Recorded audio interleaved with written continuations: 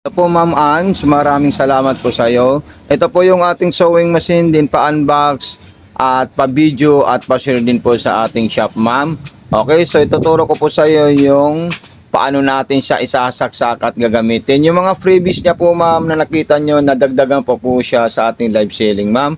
Okay, so ito po yung unang-unang gagawin nyo po ma'am. Ito po yung transformer natin. Siya po ay isasaksak natin sa outlet. Then ito naman po yung saksakan natin dito ma'am. At ito naman saksakan natin dito. Dito po natin yan ma'am isasaksak. Kaya ito po libre po itong transformer natin. D-on natin siya ma'am. Ayan, okay. So ma'am ito na po siya ma'am. Then ilalagay po natin ito. Ito kasi magkadugtong po ito ma'am. Ayan po siya. Ito magkadugtong dito po yan ma'am. Ayan. Then ilalagay natin yung sinulid natin ma'am. Ayan. Okay. So, naintindihan po natin yan, ma'am. At ang gagawin naman natin dyan, ma'am, is hawakan natin ito. Susundan natin yung mga arrow na itong mga biyak-biyak or itong may mga kanal. So, itaas natin yung hook. Ito po yung hook. At may thread guide number po yan, ma'am.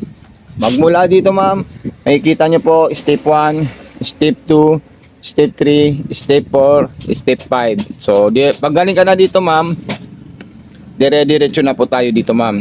Ayan. Tsaka doon. Ayan. Ganyan lang po ma'am. Then butas na po ng karayom natin isasaksak.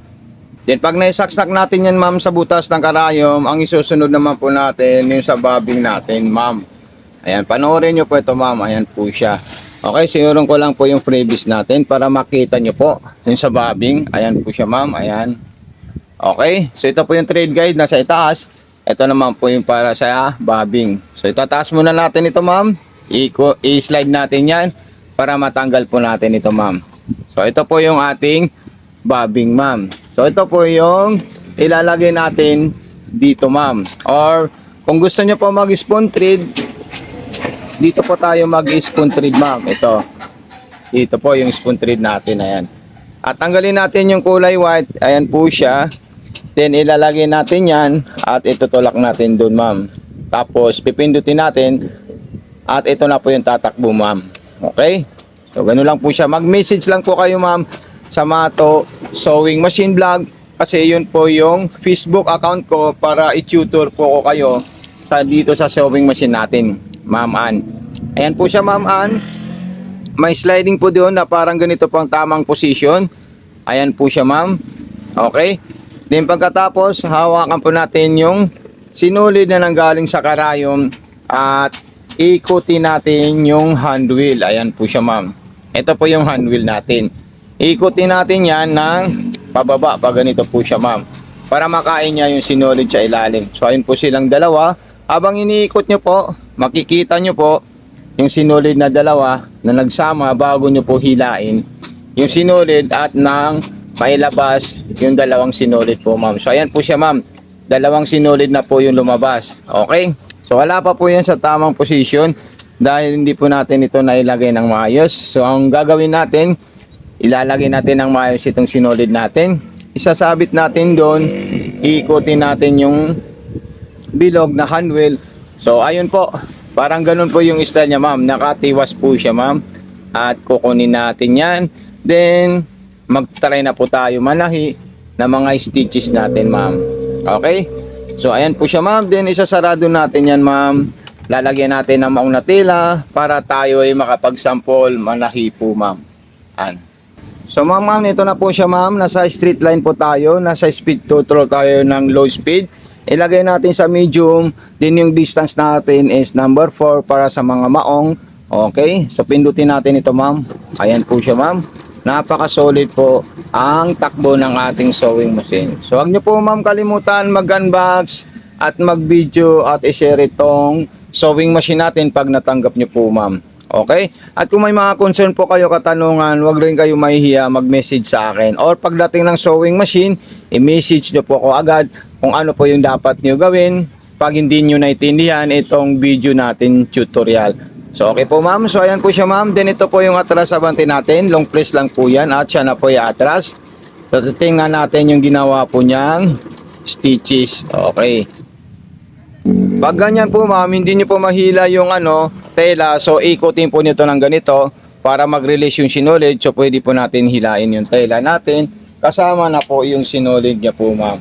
So ito po siya ma'am. I-check natin yung ginawa niyang stitches. So ayan po siya ma'am. Napaka-solid at napakaganda po siya ma'am. Okay, kung gusto nyo, pwede nyo i-adjust para medyo lumuwag yung tahi niya sa ibabaw. Dito po siya ma'am. Ito, maluwag, okay lang yung sa ilalim. Sa ibabaw, masyadong mahigpit. So, ito po yung i-adjust niyo po, ma'am. Okay, so check natin siya ulit. Then, gawa po tayo ng zigzag. Ito, zigzag na medium, zigzag na malaki, at zigzag na large. So, ayan po siya, ma'am.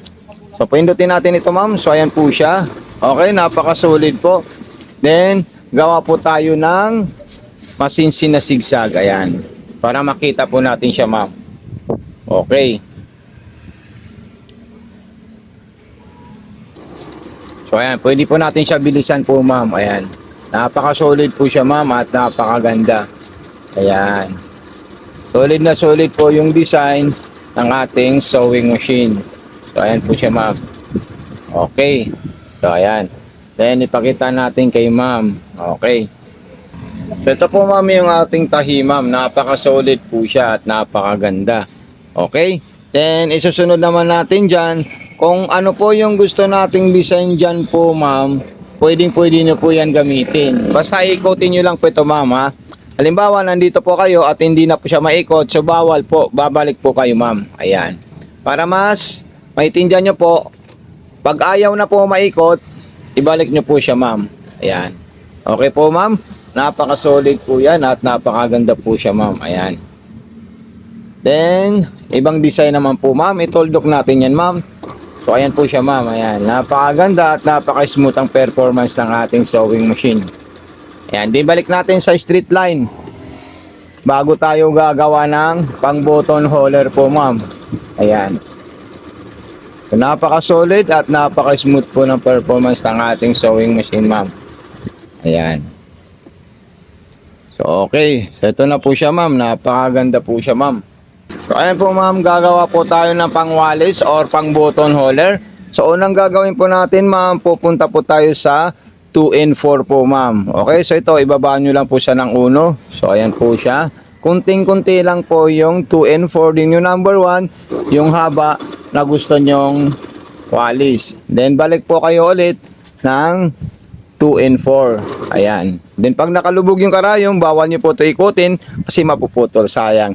Itatacho po siya ma'am all the way na nakalubog po yung karayom niya ma'am. Okay? So ayan po siya ang button holder natin na napaka-solid. Ayan. Then i-check natin siya ma'am. So ito po siya ma'am. Hihiwain nyo lang po siya ma'am. So maraming salamat ma'am and God bless po and more power po sa inyo pong lahat. Okay? So ito na po siya. At ito na po yung pa-previous natin ma'am. Ayan. Ilalagay ko na lang po yan ma'am. Ma'am, ito na po. Tatanggalin ko na po siya. So ito po is ganito po yun ma'am. Pambutas sa button holder o pang taas-taas.